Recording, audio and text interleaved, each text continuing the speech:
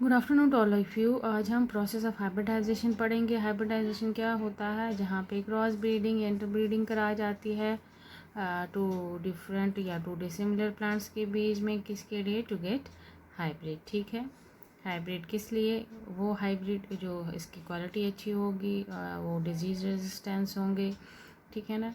तो उसके लिए ये प्रोसेस की जाती है, कौन सी? हाइब्रिडाइजेशन की। और इसलिए भी की जाती है ताकि हमें इनका शॉर्ट साइकिल हो, किनका? इन प्लांट्स का, और हमें ज़्यादा से ज़्यादा यील्ड मिले क्रॉप्स की।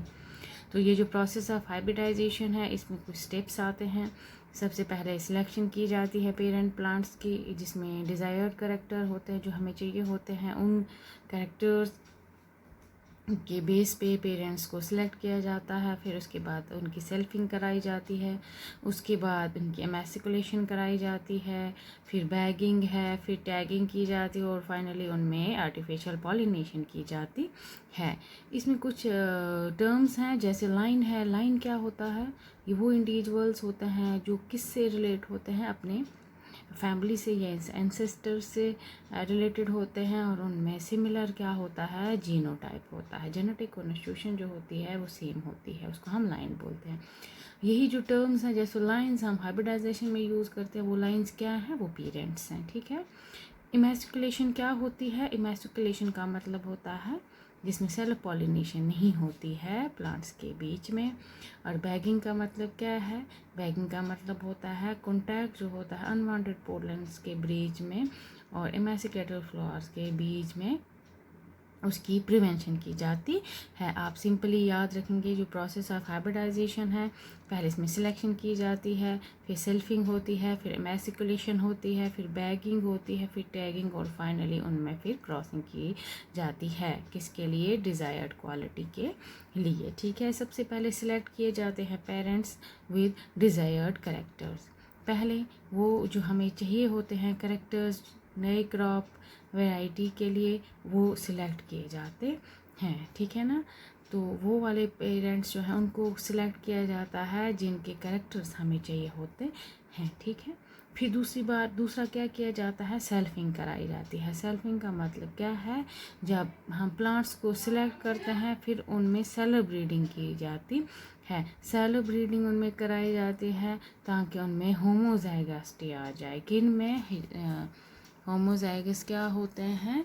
जिनमें सेम ट्रेट होते हैं, ठीक है। उसके बाद थर्ड स्टेप में इसमें इमेसिकुलेशन की जाती है। इमेसिकुलेशन का मतलब है मेल पार्ट जो होता है एंथर्स को रिमूव किया जाता है। किससे? अगर प्लांट जो है, अगर फ्लावर जो है वो क्या है? बाइसेक्सुअल है, तो उससे जो मेल पार्ट है उसको निकाला जाता है मैच्योरिटी से पहले। इसको क्या बोलते हैं? इमेसिकुलेशन, ठीक है। उसके बाद की क्या? बैगिंग की जाती है। इमेसिकुलेशन में हम मेल पार्ट को रिमूव कराते हैं और वहाँ पे से फीमेल को ही रखते हैं। तो उसके बाद में बैगिंग की जाती है। जो फ्लावर्स इमेसिकुलेट की जाते हैं मीन्स जिसमें से हम रिमूव करते हैं मेल पार्ट, उसको फिर हम पेपर से कवर करते हैं या पॉलीथीन बैग से या प्लास्टिक से। इसको हम क्या बोलते हैं? बैगिंग बोलते हैं, ठीक है। फिर उसके बाद टैगिंग की जाती है। जो भी हम फ्लावर्स को बैग करते हैं उसके बाद उनको हम टैग करते हैं, उसके ऊपर डेट या टाइम लिख के रखते हैं। फिर उसके बाद क्रॉसिंग की जाती है, आर्टिफिशियल पॉलिनेशन जिसको बोलते हैं। इसमें क्या किया जाता है? पॉलिनेशन कराई जाती है। पोलन सिलेक्टेड, जो हम पोलन करते हैं उन पोलन्स को सिलेक्ट करते हैं जिनको किससे कॉन्टैक्ट कराया जाता है? स्टिग्मा से। उसको हाँ ह्यूमन एफर्ट्स की वजह, ह्यूमंस की इंटरफ्रेंस की वजह से क्या किया जाता है? पोलन्स को, सिलेक्टेड पोलन्स को कहाँ पे कॉन्टैक्ट कराया जाता है? स्टिग्मा के साथ कराया जाता है, ठीक है। पोलन मेल होते हैं, मेल पार्ट होता है। पोलन ग्रेन्स जो होते हैं वो रिलेटेड टू मेल है फ्लावर, और जो स्टिग्मा है वो फीमेल फ्लावर के रिलेटेड है, ठीक है। ह्यूमन इंटरवेंशन होती है, उसको हम आर्टिफिशियल पॉलिनेशन बोलते हैं। जब भी स्टिग्मा, किसका स्टिग्मा? उस फीमेल पार्ट का जिसको हमने इमेसिकुलेट किया है, जैसे ही वो मैच्योर होता है, क्योंकि पहले हम उसको बंद रखते हैं, ठीक है। जैसे ही वो मैच्योर, हमें लगता है कि वो वाला फ्लावर जिसे हमने मेल पार्ट को रिमूव किया है, वहाँ सिर्फ क्या था, फीमेल वाला था।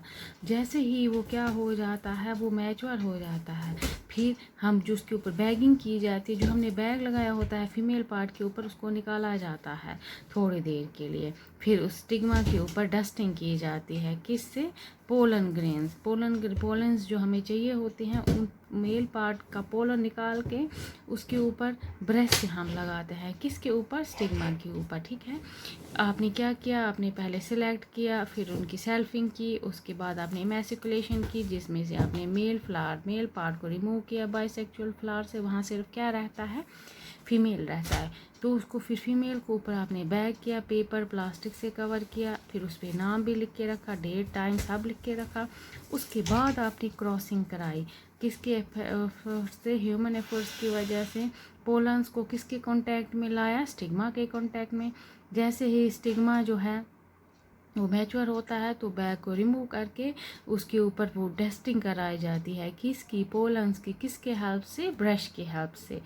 ठीक है, जैसे ही डस्टिंग हो गई तो वहाँ पे क्या हो गई, पॉलिनेशन होगी। इसमें भी आर्टिफिशियल पॉलिनेशन इसको बोलते हैं। जैसी पॉलिनेशन होती है फिर उसको बंद किया जाता है, फिर उस फीमेल पार्ट को क्या किया जाता है, स्टिग्मा को इमेसिकुलेट किया जाता है। तब तक स्टिग्मा फिर से, जब तक वो क्या बन जाए, एक्टिवेट ना हो जाए, किसके लिए, पोलन्स के लिए। जैसे ही वो डेवलप होते हैं तो बैग्स जो होते हैं उसको रिमूव फिर से किया जाए, तो और वहाँ पे क्या होगी, पॉलिनेशन होगी, वहाँ से सीड्स बनती हैं।